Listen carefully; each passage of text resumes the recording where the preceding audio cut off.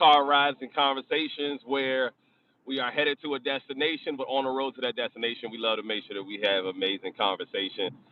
Um, I was thinking about this speaking opportunity that I have coming up where I have to speak in front of about 200 high school students, and I think I'm of the process of like building out my speech, and the speech that I think that I'm going to use is my speech about term K, and it really made me think. I was like, you know what? Let me go ahead and speak on it now and see how it goes, see how it flows, listen to it back.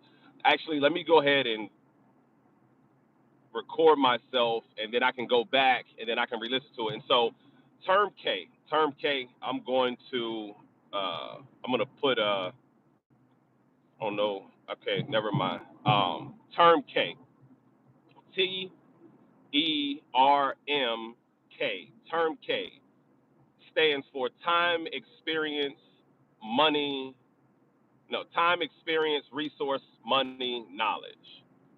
Time, experiences, resources, money, knowledge. Five things that I believe everyone is going to need in order to make anything come to fruition and bring it into light.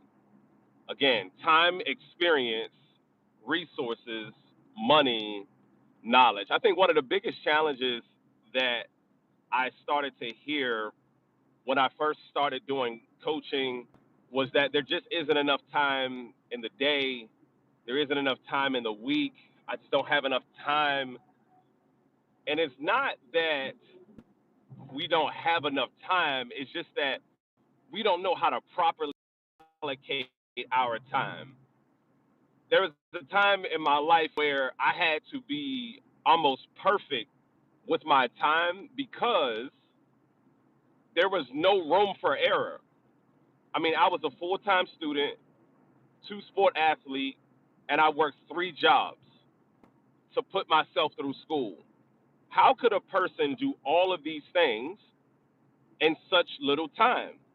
I mean, there's only 168 hours in a week. What I found though is that when you break your time down, when you take a look at a person and 20 hours of unidentified time, and during that time is when you should be spending the most time investing in yourself, self-knowledge, self-improvement, all of those different things. Even with all of the responsibilities that you have as an adult, even taking time for yourself, you will still find anywhere between 10 and 20 hours every single week. I I bet I dare you to do a time chart from Sunday to Saturday, and I guarantee you will find at least 10 to 20 hours because all of our time isn't allocated towards something. And I realized that one of the best things for me was like making a schedule. Like when I don't know what to do with my time, that's when time gets wasted. And I think that's the same for majority of us. When we don't know what to do with our time, it gets wasted. Even when we go to work and we know we're supposed to be at work from 8 to 4:30 or 9 to 5, even when we go to work, if we don't know what to do with every 15 to 30 minutes of our time gets wasted. I mean, think about it. If you're not like working at a restaurant, or you're not working in retail or sales or something like that, think about how much of your 8 hours of a day actually is wasted. I would venture to say probably about 2.5 hours of your 8 hours definitely gets wasted. I'd be willing to bet that 2.5 of your 8 hours probably gets wasted because you just simply don't know what to do with that 2.5 hours. You do a task and then you take 5 minutes off, and then you do another task and you take another 5 minutes off, and you do another task and you take 5 minutes off, and then you do another task, and by that time it's your 15-minute break, and you do another task, and then it's your 30-minute or your hour break, and then you come back, and then you do another task, and you take a couple of minutes off, and you check Facebook and social media, and you do all of these other things. You look up some stuff on Amazon, you go and you look at something, and you watch a video on YouTube. I guarantee that during that 8-hour day, about 2.5 hours of that time gets wasted. It's not it's not that we don't have enough time. It's that we don't properly allocate our time. I've learned through different studies and trials and tribulations that life is actually very predictable. And they tell you to get your 10,000 hours. What's up, Cassie? They tell you to get your 10,000 hours, and in order to master anything, you've got to get your 10,000 hours in, correct? So if you want to be the best at something, if you want to be a professional athlete, if you want to be a professional podcaster, if you want to be a great entrepreneur, a great leader, if you want to be a great insert title here, you've got to get your 10,000 hours in. And this is why time is so important, because if you can focus your time and allocate, you can literally determine how long it will take for you to get your 10,000 hours in. And so it it made sense. And when I look at young adults, youth, and they tell me they want to be professionals, my first thing for them is just to do math. Just do simple math. How often do you practice? Well, you practice during the season. And the season for you is only about 3 months. You practice 2.5 hours a day. If you do the math on that, if you're 12 years old, you've been playing for 6 years, since you've been 6 years old, and you play for 12 years, I guarantee you that's not going to get you into the league. That's not going to get you to where you want to go. You literally have to get your 10,000 hours in. And if you don't, and by the time you turn 18, 19, 20, you'll find that you'll have somewhere between about 7 to 8,000 hours. And 7 to 8,000 hours is certainly not 10,000. Therefore, you didn't master the activity. Therefore, you didn't become a professional. A lot of people think that professionals become professionals when they become professionals. No, they were already professionals before they became professionals. They just stepped into the professional industry. And you can't be a professional working amateur hours. You can't you can't be a professional working amateur hours. I mean, you simply can't. It's impossible. People want the professional results while working like amateurs. Life doesn't work like that. Life doesn't give us what we feel like we deserve. Life gives us based off of the work that we put in. Life gives us what we've done, and only a piece of what we've done. Life isn't going to give you everything. So if you want to bring your dream, your desire, your ambition, your hope into fruition, the first thing that I encourage is to start with allocating your time and figuring out what you have to spend your time on. One of the other big things that plagues people, such as myself, is procrastination. I mean, I am king procrastinator. I am king procrastinator. If there's an opportunity to procrastinate on anything, I am 100% going to procrastinate on it. If there's an opportunity to put something off until the last minute, I am 100% going to put it off until the last minute.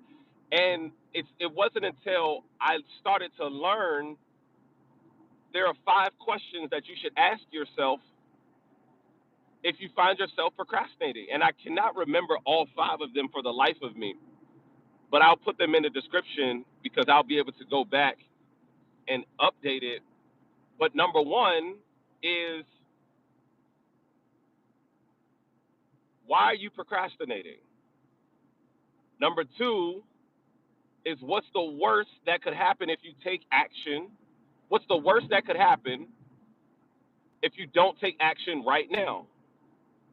Number three, what's the best that could happen if you do take action right now? Number four, uh, oh man, what result will I be delaying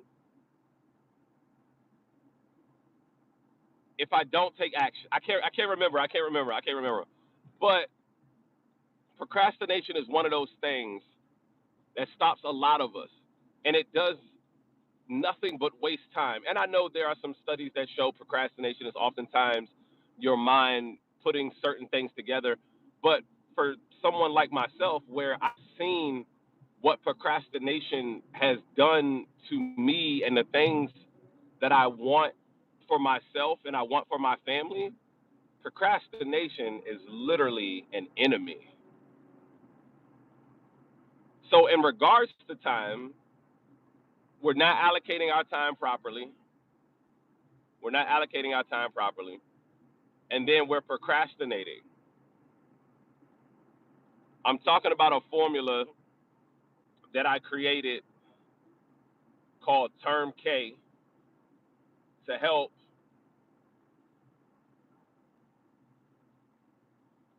to help you bring something that you desire into fruition. So T.E.R.M.K stands for time, experience, resources, money, knowledge. And I'm giving tips on how to execute in these different areas in order to make sure that what you want can and will be successful.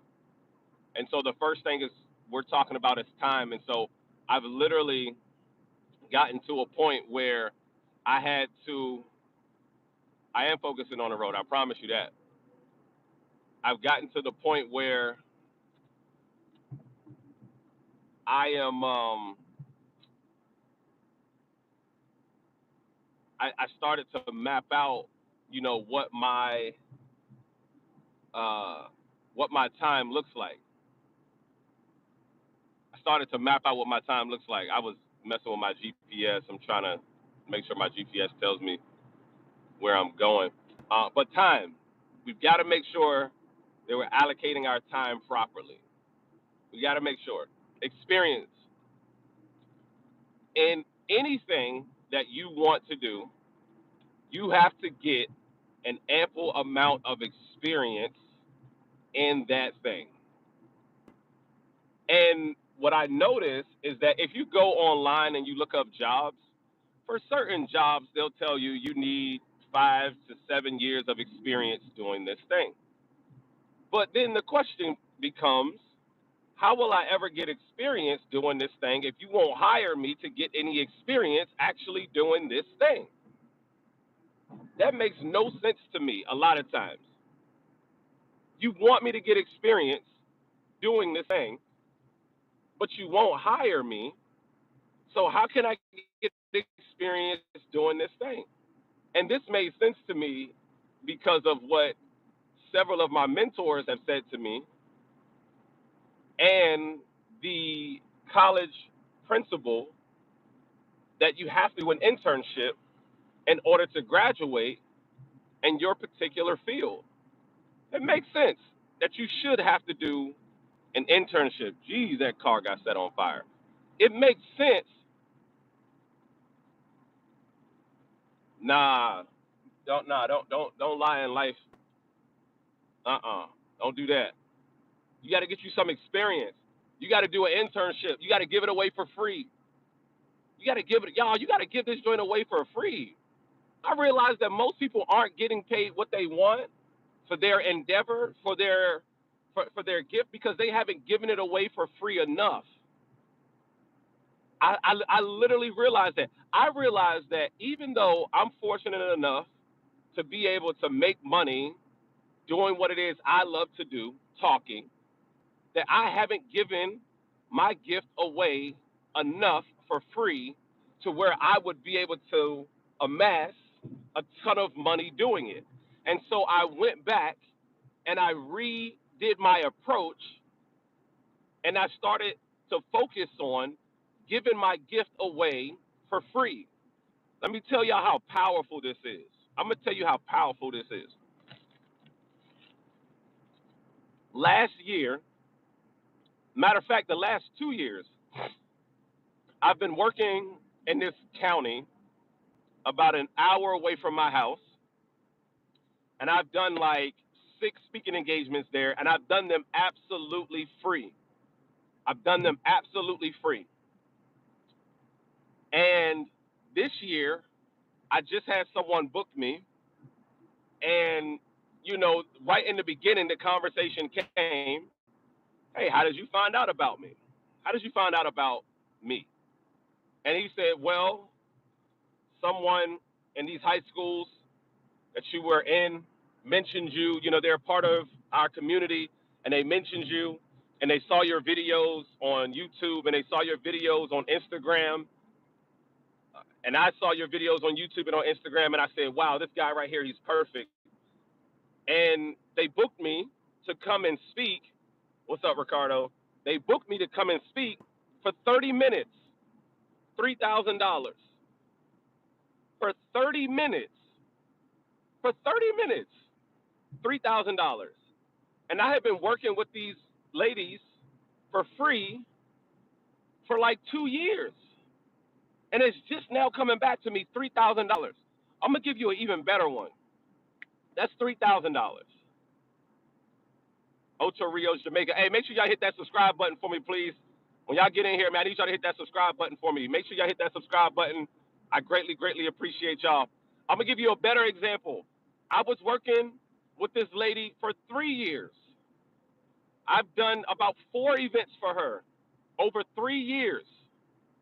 She says, "Jeff, I'm going to have some opportunity down the line. I'm going to have some opportunity down the line." Every time she called, I answered, "I'm here." Yes, yes. I've made more than that for the same amount of time. The most I've made is $7,000 for about an hour. Um, but so I've been working with this lady for 3 years, y'all. I've done about four events, and when she called, I answer. When she asked me to do the graduation, I came, I answered. She said, "Jeff, there's going to be opportunity. There's going to be opportunity," and I believe her when she says that there's going to be opportunity. And so this year, we signed an agreement for $36,000. We signed an agreement for $36,000 for 36 hours worth of work. For 36 hours worth of work, $36,000, $1,000 an hour for the entire school year. I'm telling you, your experience will take you places you otherwise would not have been able to go. And y'all, we've got to get experience and doing what it is that we love to do. And the best way to get experience and doing what it is that we love to do is we got to give it away for free. People have to learn who you are. People have to learn to support you. People have to like you. You've got to have community. You've got to have likability. You've got to be able to showcase your talent. You've got to be able to build trust. You've got to be able to build a support system. You've got to be able to build a following. And you can't do those things initially thinking and believing that right out of the gate, I'm going to start getting paid. I've seen people literally with no experience pick up a camera and say, "I'm a photographer now." And then all of a sudden they're charging $200, $300 an hour. And I'm asking myself, how are you charging this money when you've never been a photographer before? You've never taken any pictures. You don't understand lighting. You don't understand light balance and white balance. What do you love to do? I love to speak. I love to speak professionally. So I love to speak professionally. So that's what I do. But like, how can you expect to get paid this amount of money when you've never done it before? You haven't mastered the skill yet. You haven't put in your 10,000 hours yet. I'm working on putting in my 10,000 hours. And the quicker you can get to your 10,000, the better you'll be at that thing.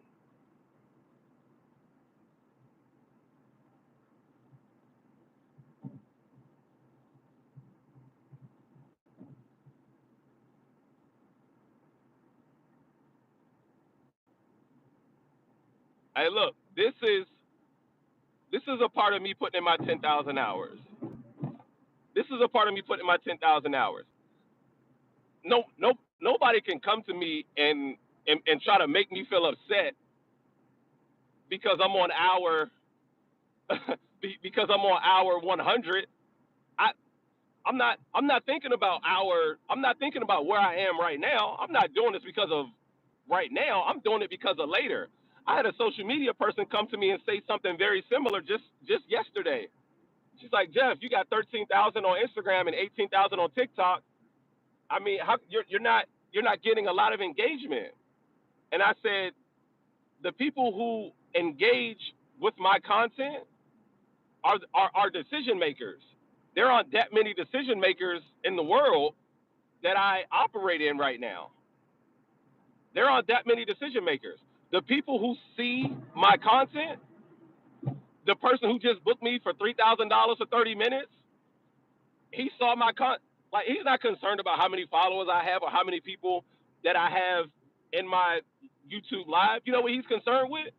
He was concerned with, yo, I like the video. I like what he's talking about. I like his message. So even if I'm speaking for no one, even if I'm speaking for myself, I'm completely fine with it. This, what I'm talking about right now, is nothing but a test for when I go and speak to that high school that I got to speak to for 30 minutes. So this right now is me practicing for that 3,000 hours, $3,000 for 30 minutes. So how many people's in here? I don't care. How many people was with Steph Curry when he was shooting in the gym? Probably two, him and a rebounder. How many people was in the gym with Kobe Bryant? They got the famous line, you wasn't with me shooting in the gym. How many people was in the gym with Jordan when he was practicing the fadeaway? Probably two, him and a rebounder. So how many people in a live? I don't care about this. This is practice.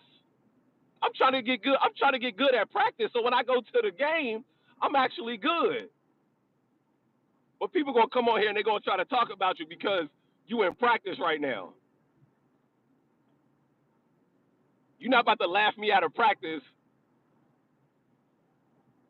and then stop me from going to the game. You know what I'm saying? You're not about to do that. Hey, look, and here's the thing: when you come on, I give viewer hours when you come on. So you're doing nothing but helping me to monetize my channel. I appreciate it. The more the more you the more you write comments, the more you engage, guess what? They send it out to other people. They send it out to other people. Come on, man. You got to get some experience. You got to get some experience. And a lot of people, they don't want to give their gift away. They don't want to practice doing what it is that they love. They don't want to put that time in. But in order to master your craft, in order to master your craft, we're born with some sort of talent. We're born with talent. But you've got to get and you've got to develop some sort of skill. I heard this story one time about this lumberjack whose business started to fail. It started to decline. And he was pretty frustrated with why his business started to decline. And he couldn't understand why. And he went into the house. He was frustrated. And his wife asked him, "What's wrong?" He said, "I don't know why. I'm cutting down less and less trees. And I'm afraid that if I continue this way, I'll go out of business." And his wife said, "You know what? Let me come out with you tomorrow and I'll see if I can see what's wrong." She said, "I've been watching you for the past 10 years and I think I've got a pretty good handle on your process." And so she goes outside and she watches him. She sips her coffee.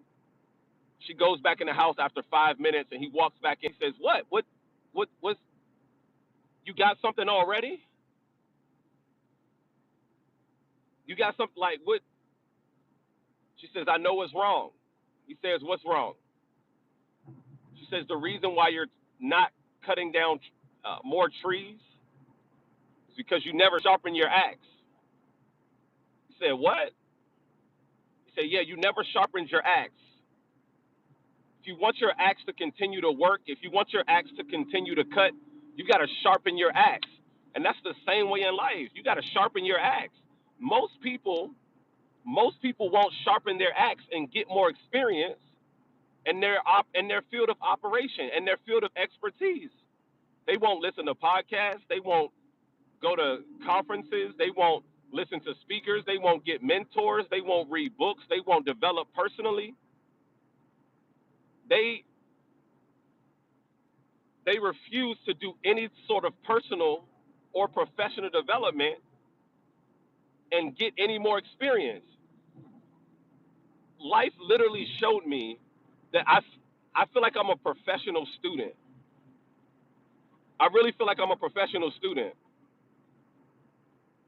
Like I truly do because I'm always looking for more experience. And we'll get to knowledge in a second. But that's experience. Resources. We got time, experience, done. Time and experiences is done. Resources. In whatever it is that you do, you're going to need resources.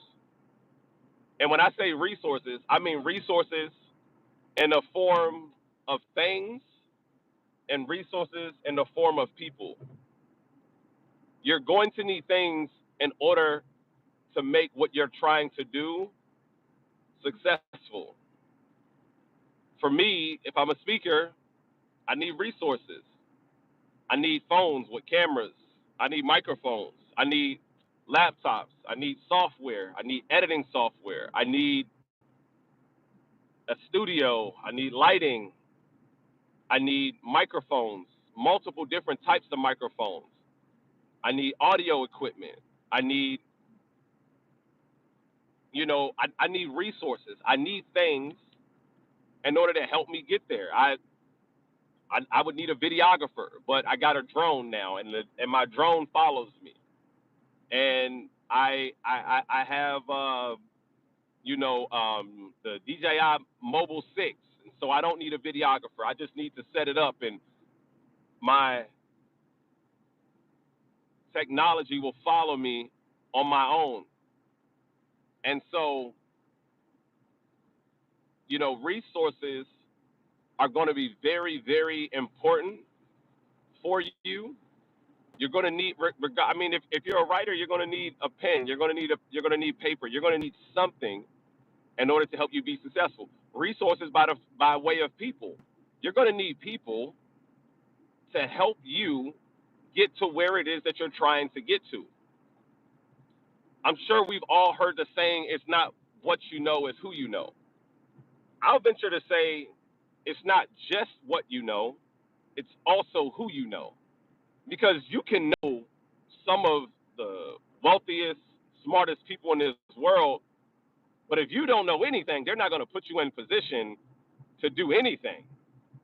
So it's not just what you know, it's also who you know.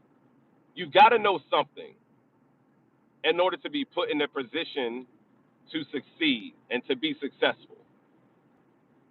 Just because you know Jay-Z doesn't mean that he's going to give you an opportunity if you don't know what you're talking about. Just because you know Kevin Hart or Tyler Perry or Oprah Winfrey or Beyonce doesn't mean that they're going to give you an opportunity just because you know them. You've got to know something. So it's not just what you know, it's also who you know. We need resources.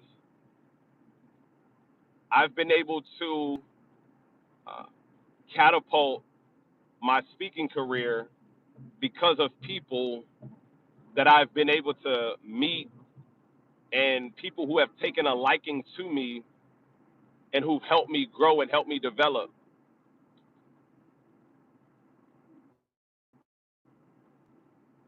Thank you, man. I appreciate that, Chev. Thank you, thank you, thank you. Make sure you hit the subscribe button for me. Continue to follow. Every Saturday morning, I do these car rides and conversations, usually from 7 to about 8:30 a.m. As I'm headed right now to a juvenile detention center to work with at-risk youth and help give them hope and give them opportunity and give them direction. But you're going to need resources. You're going to need people that can help you and make it easy for you to get where it is that you're trying to go. They say a smart man learns from his own mistakes, a wise man learns from the mistakes of others.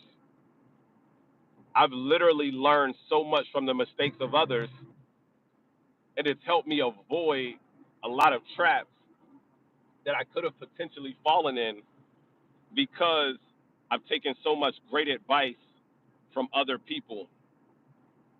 And I've been able to work with a 6-time Emmy Award winning producer out of Pittsburgh. Had an opportunity to work with him. I've been able to work with a world renowned artist out of Chicago. His name is Hebrew Brontley. If y'all don't know Hebrew, Hebru Brontley. The guy out of Pittsburgh, the 6-time Emmy Award winning producer, his name is Ame Alaquiva. I mean, I've been able to work with these people and literally stemmed from a relationship that I've built at a GED place that I was teaching at, and I was doing that for free for the first 3 years. So resources are going to be extremely important. Here's the thing about resources, though. Resources, right? Time, experience, resources, money.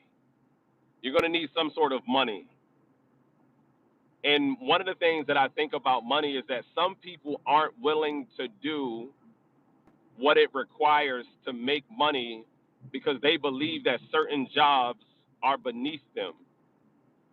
Me, there probably isn't anything that I wouldn't do as far as like an actual job, except for I would not be a janitor. I could never be a janitor. I ain't cleaning nobody's bathroom, yo. Oh my God. Ask me to clean a bathroom, I'm leaving on the spot. I'm leaving on the spot if you ask me to clean a bathroom. I'm out of there. And I could never work at a waste plant. So in DC, they have this waste plant, and every time you drive by it, man, it just smells like poop and sewage. Oh, it's terrible. And I could never work there. I could never get to the point where that smell is normal to me. But so you're going to need some sort of money. And I've learned a couple of things about this process. That number one, making money isn't difficult. What to do with it after you make it, that's the difficult part. And people will say, uh, you know, cliche things like, oh, I'd save it. Well, what do you do with your money? I'm going to save it. Well, what do you do with your money? I'm going to invest it. Because this is what they've heard. But if you ask them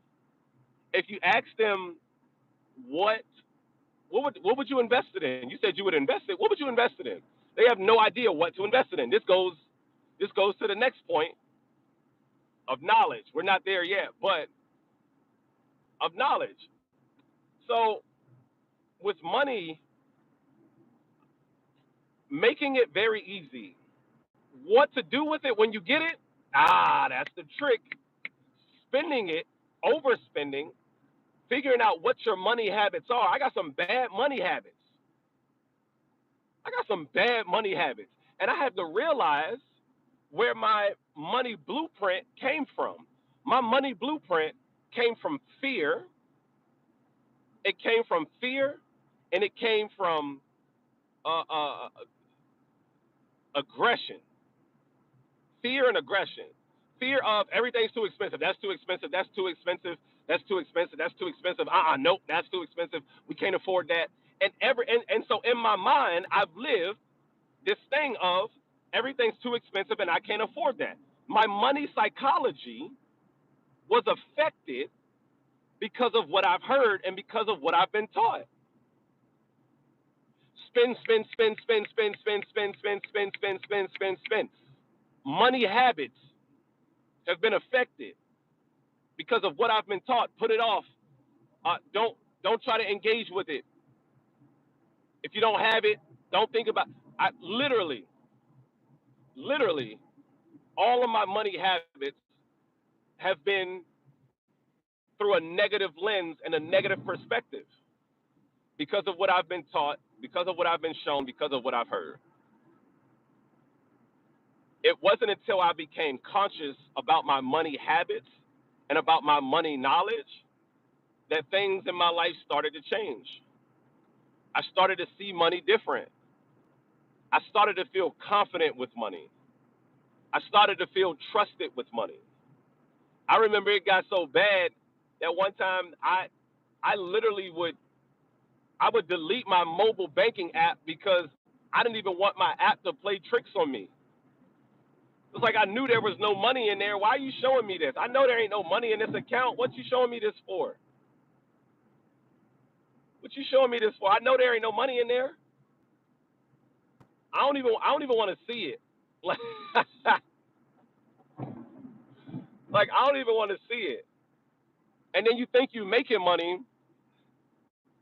and you're not really making money. You only making money when you forget when payday is.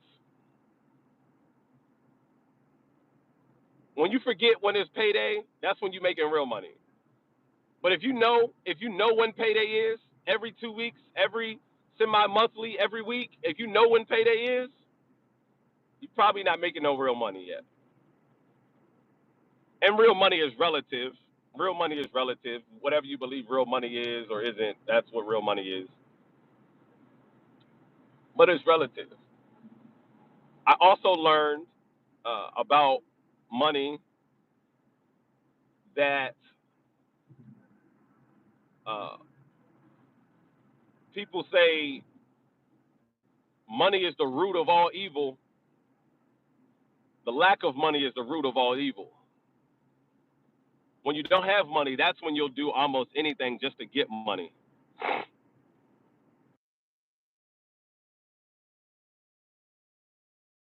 Anything to get money when there's a lack of money. But we're gonna make money. You got to learn how to budget. You've got to learn finances. You got to learn credit. You got to learn how to work money and not let money work you. Because all my life, I've let money work me. I've worked hard for money. I've traded my time for money. And I've gotten to the point where I was able to learn and understand that I should spend money to buy back time because time is the one currency that we can never get back. When I talked about in the beginning, yes, Milan. When I talked about in the beginning, time and how we allocate our time is very important. I talked about that for a specific reason because we have to spend money to buy back our time. We got to spend money. All of these bad negative money habits and fear and everything's too expensive. I learned all of that from my mom. My younger brother and my older sister, they won't come back to Maryland. You know why? Because they say everything is too expensive. You know where they got the ideology from? Our mother, because every single first of the month, oh, I gotta go get this damn rent. I gotta go get this rent. I gotta go get this rent. I gotta go get this rent. I gotta go get this rent. It's rent time. We can't get that because it's rent time. We can't afford that because it's rent time. It's rent time. Had me hating paying rent, man. I can't stand paying rent, man. Forget that rent. Make sure y'all hit that subscribe button for me, please. Hit that subscribe button if you're new. Appreciate y'all jumping in. Appreciate y'all jumping in. Make sure y'all hit that subscribe button. Have me hating paying rent. How you expect me to have good money habits about paying bills on time when it seems like you shouldn't even like paying bills on time? Man, nah, dog. Man, I'm not paying. I swear to God, I hate it. I'm not paying rent, bro. Now I'm back on my rent. Now I'm getting eviction notices. But these are things that we don't think affect us until we start getting better with our money blueprint. We got to get better with our money blueprint and our money habits, man. We do, seriously. I used to hate it. Oh, it was disgusting. It was disgusting, y'all. It was the worst. And then the last thing, y'all, is knowledge. Time, experience, resources, money, knowledge. You got to get knowledge. People will literally pay you for the knowledge that you have.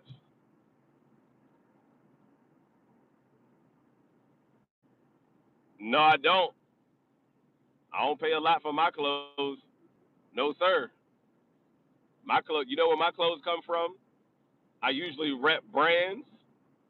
I'll rep brands, or I'll go to Macy's. Macy's is the most expensive that I get. Other than that, nah. Shoes, I'll spend a lot of money on shoes, but I've never spent over $400 for shoes. And the only reason that I spent $400 for shoes is because for like a particular pair of Jordans, you can't get you gotta, if you don't win the little lottery thing, you gotta pay super above market value. But all of that Louis Vuitton and all of them shoes, I hate them Balenciaga shoes. I hate them shoes. I hate them shoes. Nah. Socks. I like cartoon socks. I like cartoon socks. I'll pay for cartoon. I pay for cartoon socks. Or like colorful socks. Like I like my socks to like match my outfits. So like right now I got on like gray pants and red shirt, and my socks are mostly gray and red. But shoes, I'll wear some Jordans. Most of my shoes cost about $200, but that's like that's the price for shoes now. I'm not paying $1,000 for no damn ugly ass shoes. I hate them Balenciagas.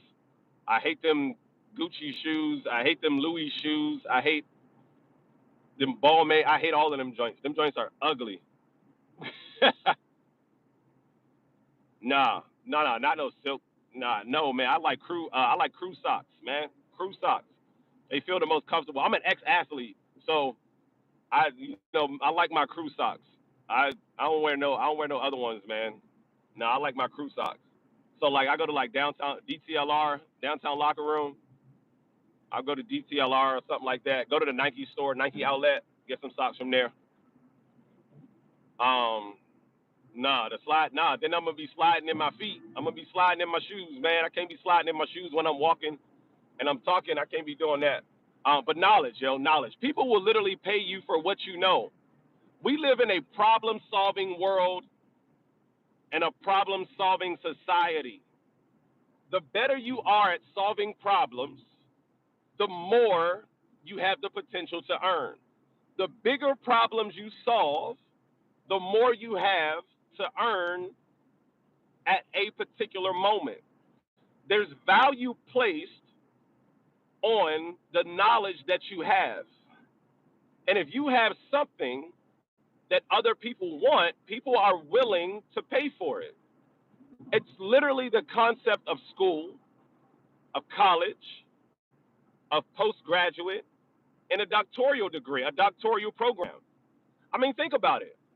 Like I really had to go back and say to myself, yo, I need to up my price and what I teach.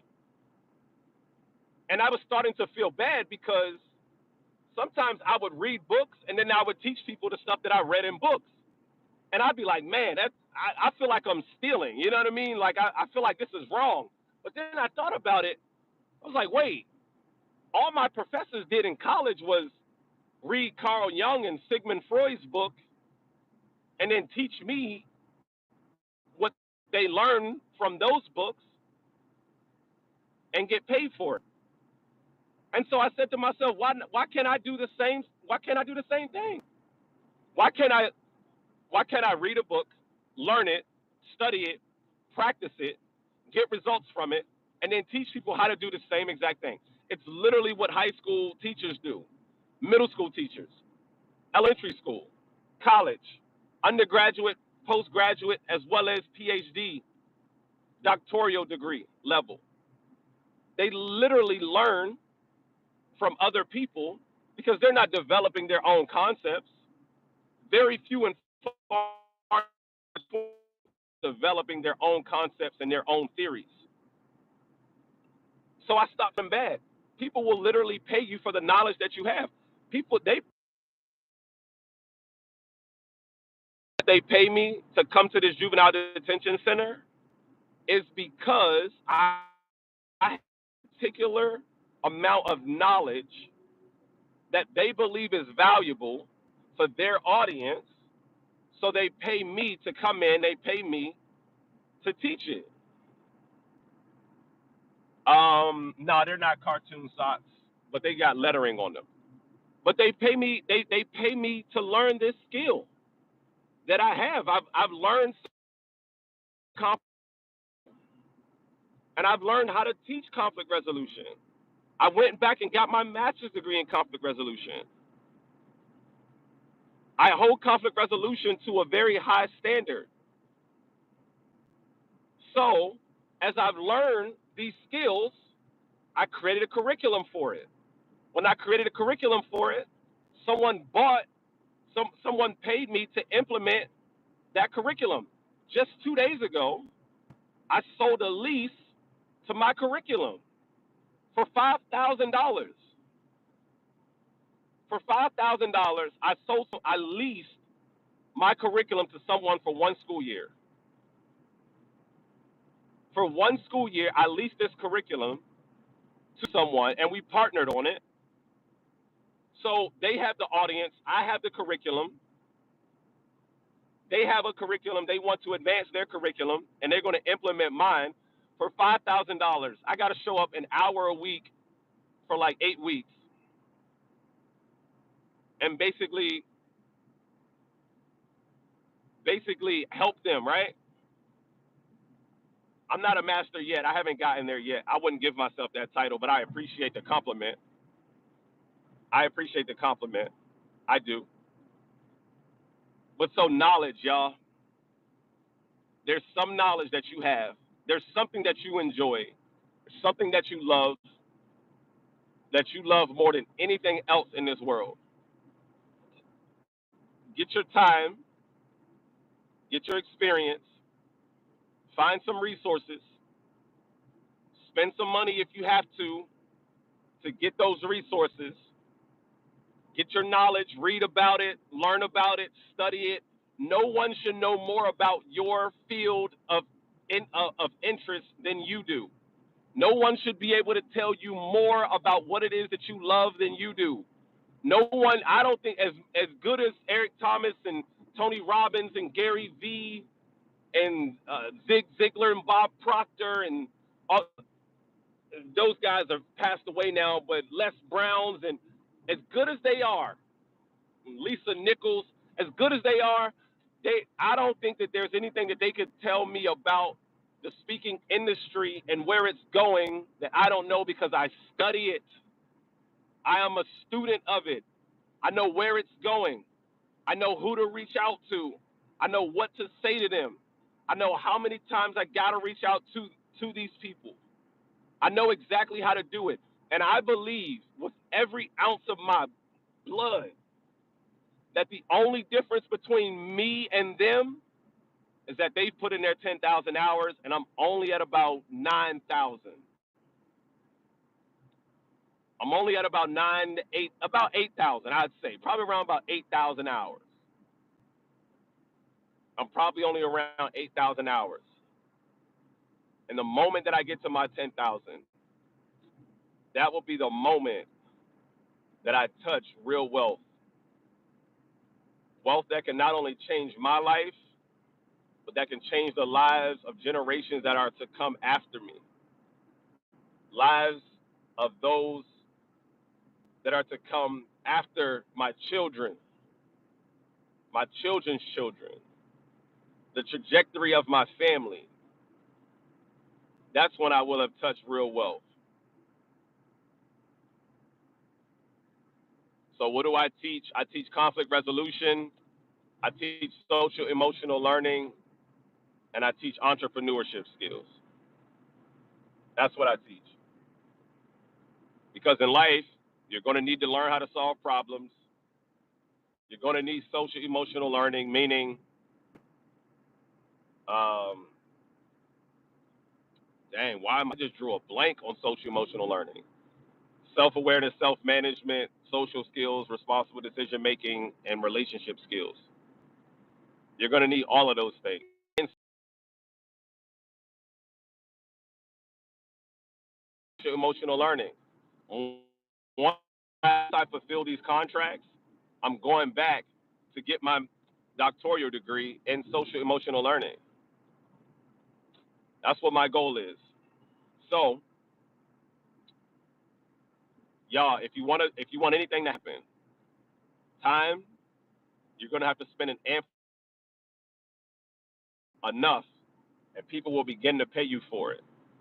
Resources, you're gonna need things and people in order to help you become successful. Money, don't feel that any job is beneath you. Make money legally and make as much as you can as quickly as you can. And finally, knowledge. People will pay you for what they don't know because of what you know and what you've been able to demonstrate and display based off of what you know. Thank y'all so much for joining me on these car rides and conversations. I have finally reached my destination.